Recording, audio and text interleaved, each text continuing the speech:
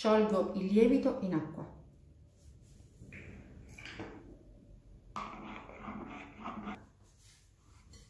Verso tutta l'acqua nella ciotola della farina, quindi 400 g di acqua. Cucchiaio di legno, impastiamo velocemente.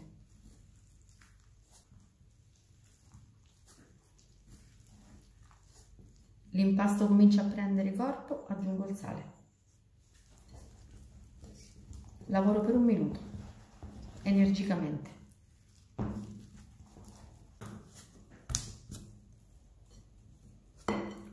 Un minuto, l'impasto è pronto. Copriamo con pellicola, aspettiamo 30 minuti. Dopo 30 minuti facciamo il primo giro di pieghe in ciotola. Mi bagno bene una mano, stacco l'impasto dai bordi della ciotola, prendo l'impasto, tiro e piego.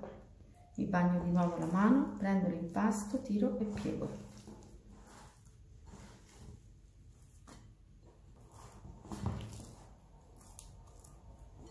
Così può bastare. Chiudo di nuovo la ciotola con la pellicola. Fra mezz'ora ripeto la stessa operazione e dopo ancora mezz'ora la stessa operazione. Quindi facciamo 3 giri di pieghe a distanza di 30 minuti l'una dall'altra.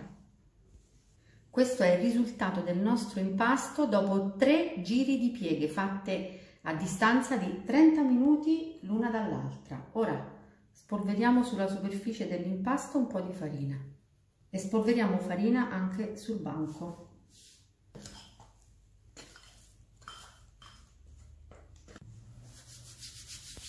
Farina sulle mani, pieghiamo l'impasto.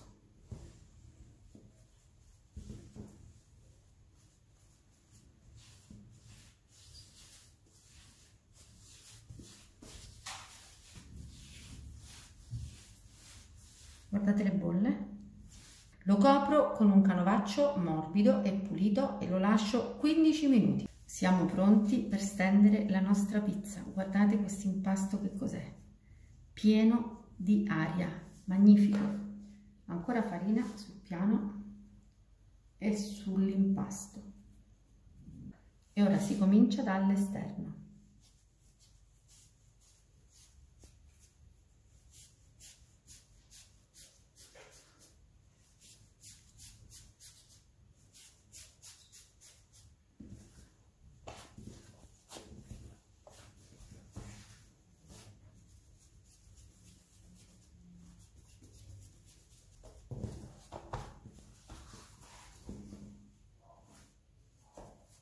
La base della mia pizza è pronta. Ora la trasferisco in teglia e la condisco in maniera classica. Io farò una margherita. A voi lascio la scelta del condimento che più vi piace.